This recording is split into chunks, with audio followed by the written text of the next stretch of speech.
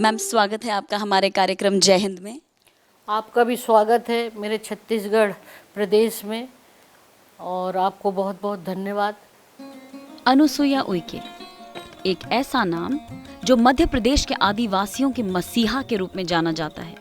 एक साधारण से घर से आकर छत्तीसगढ़ की राज्यपाल तक के सफर में अनुसुईया उइके के जीवन में इतने शेड्स हैं जिन्हें गिनाना मुश्किल है। बचपन में शिक्षा के लिए शुरू हुआ संघर्ष आज आदिवासियों के अधिकारों तक के लिए जारी है। इन्हीं अनुसुईया उइके जी के साथ मैंने पूरा एक दिन गुजारा, उनकी दिनचर्या में शामिल हुई और जाना कि किसी सूबे में मुख्यमंत्री से भी ऊपर के ओहदे पर बैठा शख्स भी इतना सरल हो सकता है। बचपन का जो मेरा सफ़र रहा है, मुझे तो यकीन ही नहीं होता कि मैं यहाँ तक ये मंजिल हासिल कैसे कर ली, क्योंकि मैं आपको सच बता रही हूँ कि मैं एक बहुत ही ग्रामीण परिवेश में मेरा अपना बचपना गुजरा। मेरे फादर जो है सर्विस में थे और वो उनकी सर्विस जनरली ग्रामीणी क्षेत्र में वो थे और उस स्थिति में जनरली उस समय हमारे समय का ज़माना ये था कि लड़कियों को बहुत आगे पढ़ाना माँ बाप नहीं चाहते थे और ऐसी स्थिति में हम लोगों का मेरा जो परिवार था, जहाँ पर 6 बहनें एक ब्रदर था, और ऐसी परिस्थिति में बहुत ही एक प्रकार से बहुत ही मध्यम परिवार में मेरा जन्म हुआ था। लेकिन हाँ, बचपन मेरा बहुत ही एक प्रकार से जो मैं शरारती टाइप की मेरी एक आदत थी, तो मुझे घर में भी बहुत डांट पड़ती थी। और इसके बाद का जो है, मैंने वहाँ 8वीं तक की स्कूल में पढ़ा और उसके बाद वहाँ के बाद 9th के बाद क्लास नहीं थी, तो मेरे माता पिता ये कहते थे कि नहीं, अब आगे नहीं पढ़ाना है। तो फिर मुझे पता नहीं क्या ऐसा था कि मैं आगे पढ़ूं, और मैंने बहुत जिद किया कि नहीं, मुझे आगे पढ़ना है। तो मेरे अपने फोर्स या मेरी अपनी लगन कहना चाहिए, जो भी है, तो मेरे फादर ने फिर वहाँ से 10 किलोमीटर दूर छिंदवाड़ा जो है डिस्ट्रिक्ट जो है शहर में, उन्होंने मेरा एडमिशन करवा दिया और मैं वहाँ पर 1 साल जो है हॉस्टल में रही। फिर जिस तरह से मेरा स्कूल का समय गुजरा, मैं कॉलेज में पहुँची और कॉलेज में कुछ ऐसी भी घटना हुई कि कॉलेज का वहाँ से शिफ्ट हो गया एक 5 किलोमीटर दूर पर, तो साधन कुछ नहीं हुआ करते थे। तो फिर मेरे मन में भी आया कि इनके लिए कुछ करना चाहिए लड़कियों को, पता नहीं क्या वो रहता था। तो फिर मैंने इनके लिए पूरा बस का इंतज़ाम करवाया। उसी समय से आपका जो एक्टिविज्म था वो शुरू हो गया आपकी लाइफ में। हाँ, लाइफ सेटल थी, अच्छी नौकरी थी, फिर एकदम से वो छोड़कर पॉलिटिक्स में आने का ख्याल कैसे आया आपको? वो तो पॉलिटिक्स का तो उस समय ABCD भी नहीं मालूम था। एक जोश रहता था काम करने का, एक जुनून रहता था, लोगों की मदद करना और यही सारी चीज़ें। तो अचानक ही ऐसे कि मुझे बोला गया कि तुम चुनाव लड़ोगी क्या। तो सांसद कमलनाथ जी हुआ करते थे, तो उन्होंने मेरी योग्यता, क्षमता और मेरा जो समाज सेवा का देखा, तो मैंने कहा मैं चुनाव लड़ लूँगी, और चुनाव लड़ लिया और मैं जीत भी गई। विश्वास नहीं होता कि कोई कह नहीं सकता था कि मेरे को 26 एज में मैं MLA बन गई। कुछ समय के बाद मंत्री बना दिया गया जब अर्जुन सिंह जी चीफ मिनिस्टर थे। कुछ लोग तो मुझे बालिका मंत्री के नाम से संबोधित करते थे, मगर हाँ, राजनीति के क्षेत्र में मैंने जो अनुभव किया, महिलाओं के लिए बहुत चुनौती है, बहुत संघर्ष करना। हाँ, फिर मुझे दिल्ली बुला लिया गया राज्यसभा सांसद के रूप में। ऐसे परिवार जिनके पास इतना 1 इंच भी ज़मीन नहीं थी, मैंने 3000 लोगों को वहाँ पर उनको पट्टा दिलवाया और आगे भी कार्रवाई थी उनकी नौकरी के लिए। वहाँ सरना एक ट्राइबल का आध्यात्मिक एक ऐसी जगह है जहाँ पर वो सरना धार्मिक अपनी वो मनाते हैं। उनकी ज़मीन और उनको ही नहीं दी गई और सारे लोगों को दी गई। मैंने कहा ऐसे कैसे हो सकता है, बेचारे वो पूजा तो कर रहे थे लेकिन उनको मालिकाना हक नहीं। वो भी मैंने प्रयास किया। हमसे बातचीत में माननीय राज्यपाल साहिबा ने अपनी पॉलिटिकल लाइफ के बारे में भी हमें बताया, लेकिन राजनीति अनुसुईया उइके की जिंदगी का बहुत छोटा हिस्सा है। उनकी जिंदगी और उनके व्यक्तित्व का कैनवस इतना बड़ा है कि उसमें इंसानियत का हर रंग भरा जा सकता है। उन्हीं रंगों में से एक रंग है इन बच्चों का। ये दिव्यांग बच्चे राज्यपाल साहिबा के सहयोग से पढ़ रहे हैं और इनके हाथ में जो हारमोनियम है वो भी अनुसुईया उइके द्वारा ही दिया गया है। और इस हारमोनियम के साथ जब बच्चे सुर मिलाते हैं तो लगता है जैसे जमीन आसमान मिल रहे हों।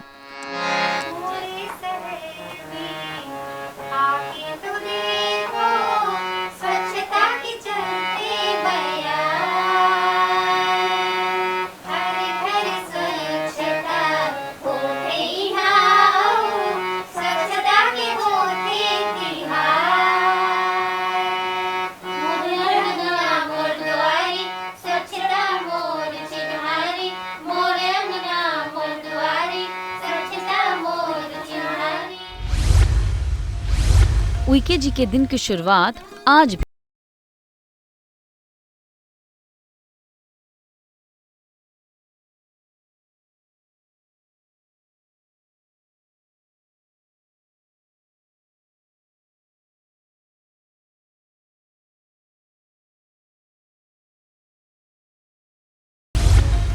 योगा के बाद राज्यपाल जी पूजा करना कभी नहीं भूलती। इनका दिल इतना विशाल है कि पूजा में स्वयं के लिए कुछ नहीं मांगती। ईश्वर से क्या मांगती हैं आप भी सुनिए।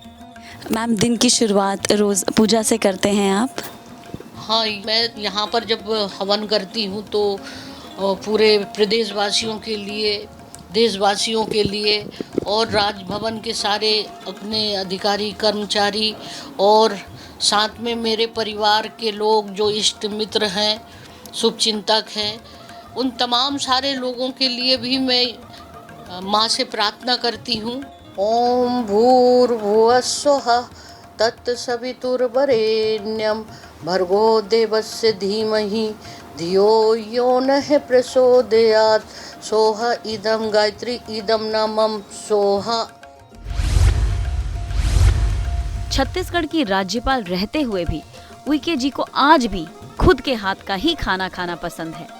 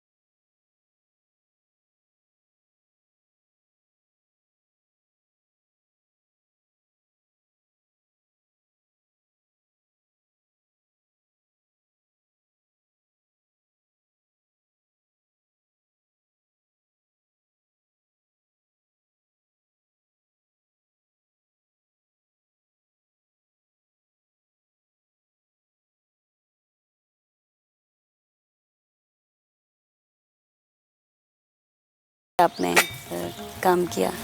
काफ़ी लोग परेशान थे तो लोगों की बड़ी अपेक्षा मेरे से थी कि मतलब इसलिए मेरे पास मेल आते थे क्योंकि मैं उनकी मदद करती थी। जी मैम। सुनती थी। जनरली क्या होता है कि राजपाल की ओर बहुत बाद में जाता है, लेकिन यहाँ लोगों को ये पता था कि अगर हम उनके पास अपना व्यथा को बताएंगे ये मेल के माध्यम तो खाली हाथ नहीं लौटाएंगी वो हमें। हाँ, तो वो सुनती है मैडम, इसलिए लोगों सीधे सीधे कहीं कोई चेन्नई का रहा, कोई बेंगलोर में रहा, कहीं पर भी हो तो तो लोग व्हाट्सएप के माध्यम से, ईमेल के माध्यम से, तो निश्चित रूप से मैं उनके तमाम नंबरों को भी बड़ा गंभीरता से लेती थी। मेरा स्टाफ ने पूरा सब लोगों ने, मतलब मेरे निजी सचिव से लेके डीसी और सेक्रेटरी, सब लोगों ने, कई लोग फंसे थे छिंदवाड़ा में भी, वहाँ उनके लिए बस की व्यवस्था करवाया मैंने कोविड के समय में मैम। कोविड के समय। जैसे तेंदुपत्ता का बताया, जी मैम। ट्राइबल का 597 करोड़ रुपए बैंक में जमा था। 2 साल से उनका ही लाभ, उनकी ही परिश्रम का पारिश्रमिक उनको नहीं मिला था। अब जब मेरे पास ध्यान में आया, मैंने सरकार का ध्यान आकर्षित किया और 1 महीने 15 दिन के अंदर ये सारा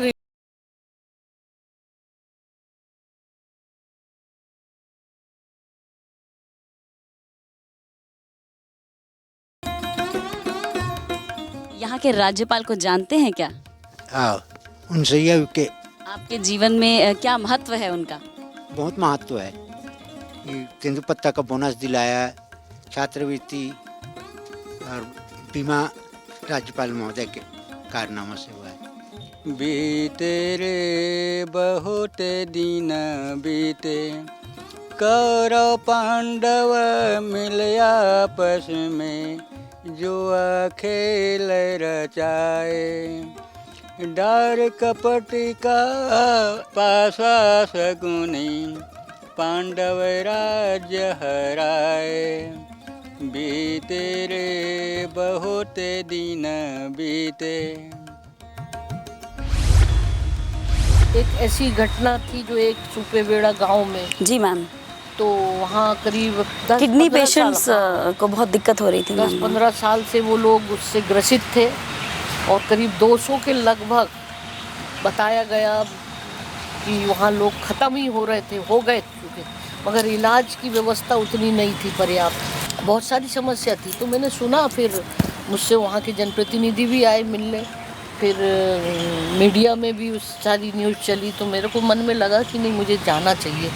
8 करोड़ के लगभग वहाँ पाइपलाइन के लिए, फिर 11 जो है ट्रांसफार्मर जो है, और इसी तरह से पाइपलाइन ऐसे करीब 24 करोड़ के या 14 करोड़ के लगभग सैंक्शन हुआ। और वहाँ डॉक्टर की व्यवस्था हो गई। अब डेली वहाँ इलाज के लिए यहाँ निःशुल्क मंत्री, स्वास्थ्य मंत्री मेरे साथ गए थे।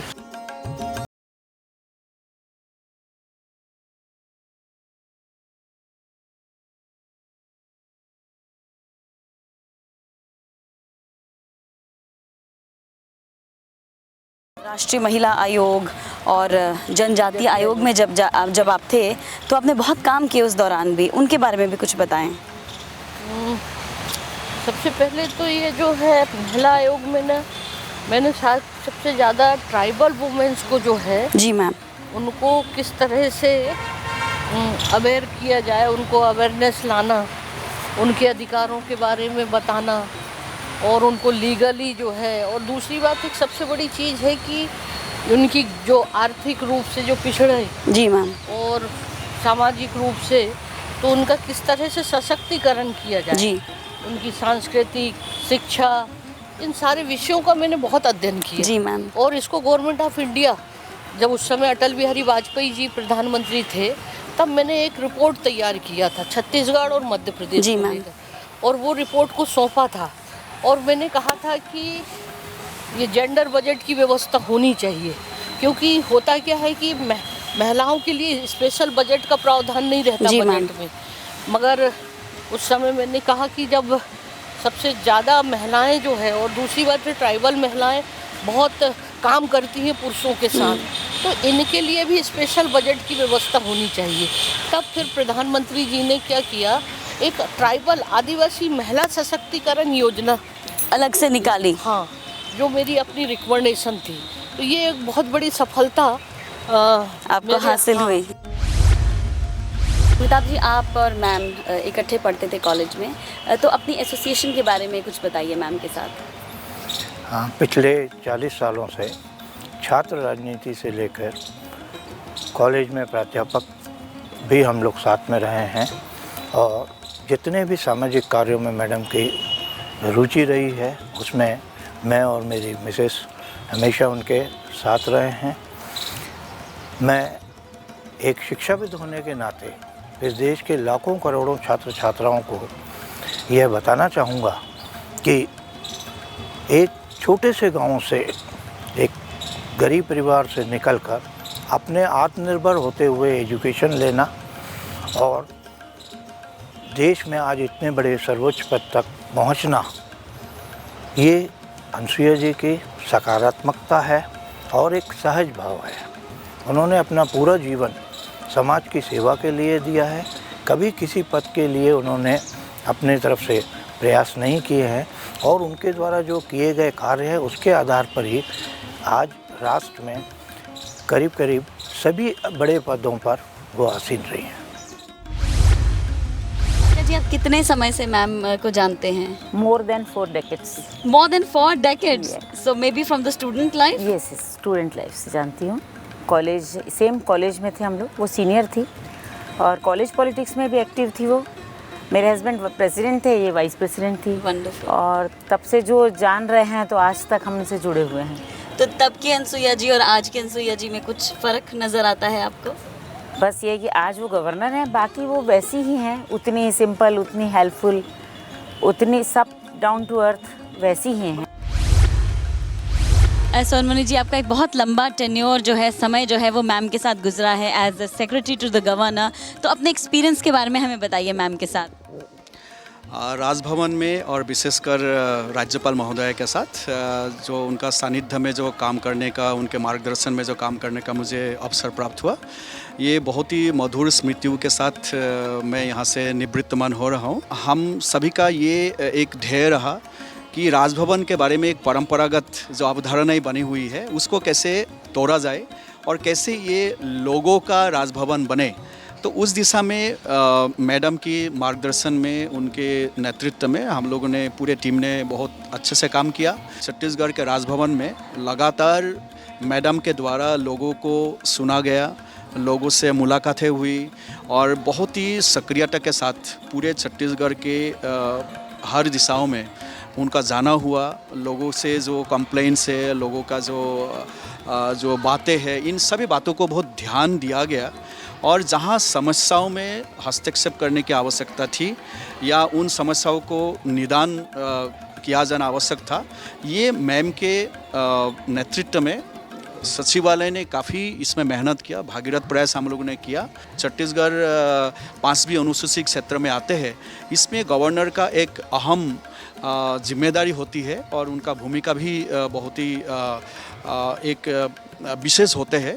तो उस दिशा में भी 5वीं अनुसूची के जो क्षेत्र है उसका जो एडमिनिस्ट्रेशन है, जो प्रशासन है, उसमें भी मैडम के द्वारा काफ़ी सक्रियता से कार्य किया गया और सरकार और राजभवन के बीच में एक बेहतर तालमेल, समन्वय के साथ लोगों के कल्याण के लिए, लोगों के हित में और लोगों के समस्याओं को निदान के दिशा में एक बेहतरीन काम करने का मुझे अवसर प्राप्त हुआ।